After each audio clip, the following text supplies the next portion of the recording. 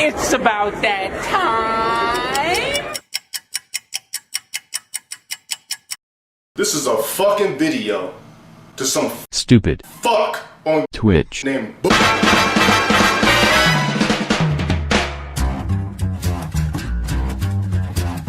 Alinity is a fucking whore.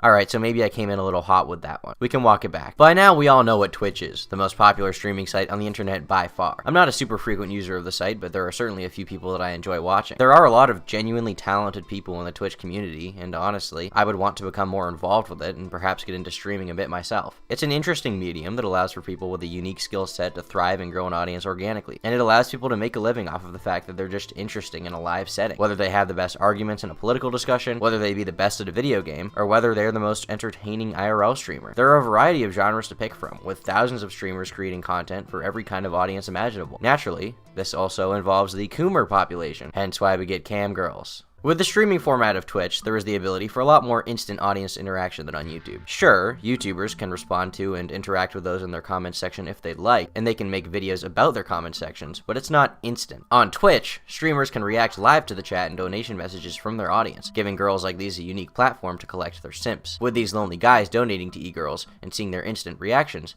they're given a form of validation. They feel special when these girls respond to their donation messages. They feel like they're being noticed. Thank you.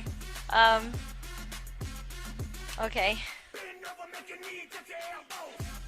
I've seen a lot of people postulate that these guys just think that these girls reading their messages will mean that they will have a chance with them. I somewhat disagree. I don't think that any of these people donate with the impression that they will receive some form of relationship from these donations that they submit. I think they just get a weird little dopamine rush from seeing attractive girls make a connection to something that they've done. But I suppose the distinction is rather unimportant. You asked for that! That's what you asked for! That is what you asked for! In the past 5 years or so, there's been a noticeable trend of more and more of these e-girls. The basic characteristics of a Twitch Thot, as they're now called, coming down to a few specific things. 1, wearing revealing clothing, and 2, having a, shall we say, lacking personality. He says in this tweeter, "Sorry losers and haters, but my IQ is one of the highest and all of you know it. Don't feel stupid or insecure, it's not your fault." And here he's showing that he's intelligent enough to run for the presidentials. This clip is of Brittany Venti, someone who posed as a dumb Twitch girl for years and managed to successfully fool a decent amount of people doing it. Eventually, she came out and revealed that she was in fact playing a character, and she has since changed a lot of her content to revolve around commentary videos featuring her genuine personality. The ironic and somewhat telling thing about her old persona is that when compared to the modern personalities of these girls, there is almost no discernible difference. And I know so many people have a problem with this. Like, they have such a huge problem with realizing that what I do is allowed on Twitch. It's like, they can't fucking fathom the fact that someone can wear a low-cut shirt in the fucking 21st century and use it to their advantage. Keep in mind that most modern Twitch girls are doing it without any irony. And while some would defend these women, insisting that they are simply hustling and that there is nothing wrong with being a insert term for a promiscuous woman here, I think the larger issue comes down to when these girls also end up being involved in drama because of their relationship with Twitch staff and the site's guidelines. A few years ago, there was a pretty large pushback against these girls on the platform, seemingly led by the streamer Trainwrecks. Sub fucking goals and sub shit and sub pussy bitch shit cocksuckers, motherfucking Snapchats and Instagrams and Facebooks for sale. Their pussies open, using people, manipulating people. I am the goddamn light. I am the goddamn savior. No more. Say no more to these goddamn using women. I am the leader. From now on, we will not give you money. From now on, we will not sub to you. From now on, we will do nothing unless you prove to us it is not an act! Shortly after his rant about these girls, it picked up a large amount of media attention, and he received a 5-day ban on Twitch. This caused a pretty big outcry from the Twitch community, because while Trainwrecks hadn't broken any rules, he received a ban, while a number of the girls that he was addressing in the video had explicitly broken rules, and were not banned. One example of this that many cited at the time was that a girl who was seen pretending to masturbate on stream was banned for 24 hours, 1/5 of the time that T-Rex received. This highlighted a clear double standard for a lot of users, and keep in mind this was in November of 2017, more than 2 years ago now. Since then, a number of Twitch streamers and YouTubers have been very vocal about their dislike for the behavior of these girls. Oh, Twitch girls, the creme de la creme of online content. Now keep in mind I'm not saying all women. Today, my lads, I want to be talking about Twitch. Can we And not so far down the road, it's going to turn into softcore chatterbait if things continue the way they are. If you're labeling yourself a titty streamer, doesn't that kind of indicate the nature of your content is overtly sexual? And that's all the content there is. She doesn't do anything. This whole stream was her just kind of wiggling around out of her seat, doing squats occasionally, and mainly just eating a fucking sandwich. A fair bit of mocking was also paired with this criticism from a number of streamers who aimed to imitate the mannerisms of these women. Guys like the stream, be sure to subscribe to the channel. Let me go ahead and write you down on the board right here. Wow. Can you guys show him some love? Can you guys show Steven some love on the board right here? Wow, Steven. If you guys donate enough, I might give you my Snapchat. No, I know I have to get my nails done. This mentality about these girls has made it to a lot of commentary related channels, even to the biggest channel, which brings us to Alinity. Seriously? You just said that? At first glance, she's just another Twitch, Thot. Sure, it's kinda gross, but it's not a big deal. Hey, I respect the hustle. She really hustles that rat. But upon closer inspection, she's had quite a long history on Twitch, most of which has been filled with drama. She became super popular due to, you know, her personality, yeah. Like most people, I had no idea who she was until last year when she got into some drama with the king himself. When she copy-striked, God, I hate that term. A video of his where he reacted to a video of hers in passing and referred to Twitch girls as Thots. Yo! Can we copy strike PewDiePie's latest video? This exploded into some of the largest drama of last year, with videos about the subject receiving millions of views on YouTube, thousands of tweets being made about the situation, and a number of Twitch users giving their thoughts on the topic. Alinity, the most likable genius of all time, of course, admits publicly to abusing copyright law and basically to an illegal act that could hold up in a court of law. People were understandably displeased with her abuse of the copyright system, and even more pissy about her mannerisms and the way that she dealt with the situation. She's clearly never been the best at handling drama and criticism, and she definitely shined in a certain way here. She also had a pretty lengthy discussion on her Twitch about striking videos that featured her in the past for copyright claims, and told her fans that she's done this in the past with many YouTubers, big and small, and videos that weren't taken down or deleted instead had all their monetization rewarded to her. She even gloated about gaining over $700 in 1 month from doing just that. Many people were upset because Felix's videos, despite being derivative in nature, were still clearly transformative. While some will often cite fair use in situations like this, they often fail to realize that fair use is a statute in the United States, not in Japan or Europe, or in Canada where Alinity currently resides. Regardless of the laws around this subject, it's clear that what she did was wrong, and that she deserved to be criticized for it. Felix made some videos about the drama, but unfortunately he wasn't able to do anything about the claim. My videos are 100% protected by fair use. They stand on their own feet. They add my own commentary. They work a lot of times as reviews. Everyone's favorite news guy. I don't know why, but wearing this makes me feel like an autistic Mexican superhero. Philip DeFranco decided to make a few videos talking about the situation, where Alinity seemingly claimed that she was not the actual person who struck the video, it was instead an agency that she works with. What I meant is, like, the only thing I know about how that works is that they pay me. So essentially, because she felt powerless. White Knight Philly D over here.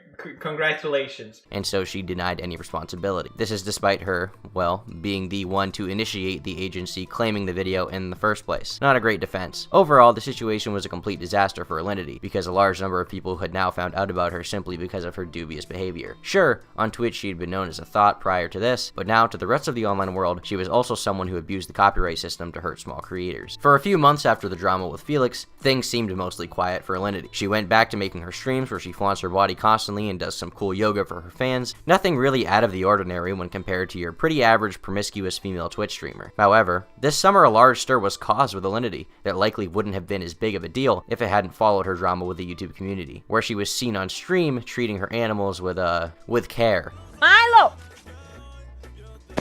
And if there's one thing that the internet can come together to collectively rally against, it's animal abuse. So Alinity is being accused of abusing cats. And then Keem finally tweets out this one last tweet that says, PewDiePie exposed Twitch for giving Alinity special favoritism over a year ago. Absolutely disgusting. Now listen, Alinity has been breaking Twitch rules left and right, and for some reason, she never gets banned! Now, I wouldn't say that what she did was particularly awful. She didn't hit the cat, she didn't go Kenny Glenn mode on it. She just tossed it behind her. Does that make it okay? No, certainly, I would not say that what she did is right. However, I don't think that this makes her a terrible animal abuser like a number of people have said. The level of severity here is important. If anything, she just comes across as dumb and self-centered, hence why she carelessly tosses the cat behind her. As a result of this clip, People also began shopping around for other clips of her, like when she kissed her cat and gave it vodka, with it clearly giving a very distressed response. Premiere.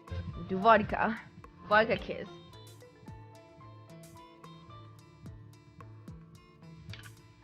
Mm.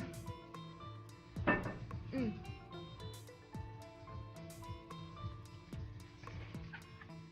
And most recently, Alinity has come under fire for putting herself in rather compromising positions with her dog. And it seems that now she has been giving into the criticism by baiting people and frequently prompting her dog to do these things. All day, every day. And we don't do that. Maybe at first the criticism could have been seen as dumb, but at this point she's clearly just trying to get the dog to do these things, and I have no sympathy for her. Pretty degenerate stuff. That being said, this once again ties into Twitch bans. Keemstar has recently brought to light the fact that another streamer was banned when his catfish accidentally slipped out of his hand, and he was permanently banned from Twitch. This gentleman, a Twitch streamer, was showing his Twitch audience his pet catfish, which jumped out of his hands.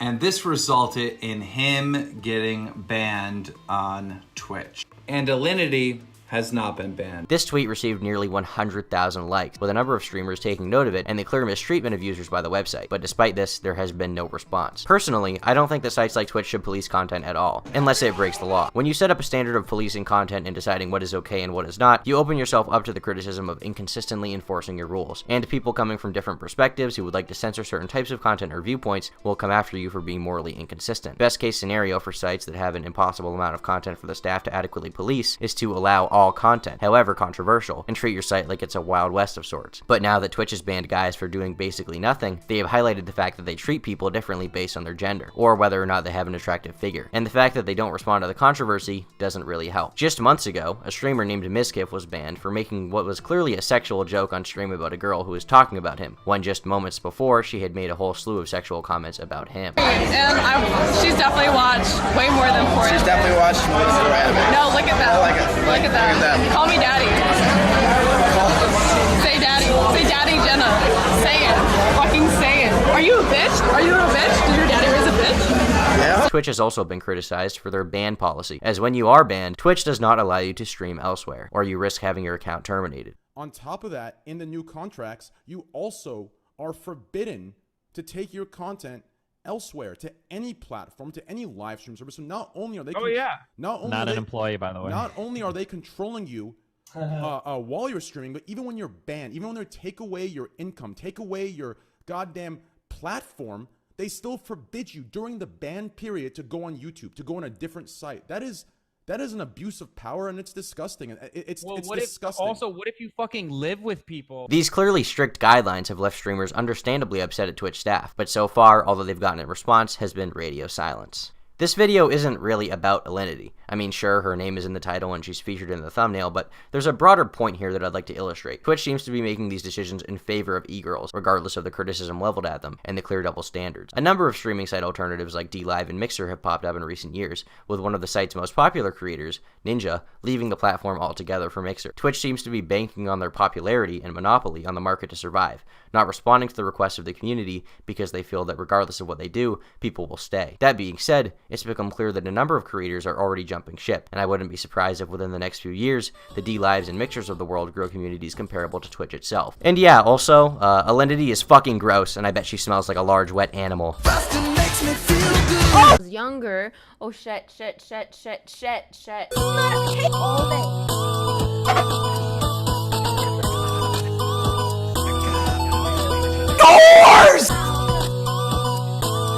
Disgusting.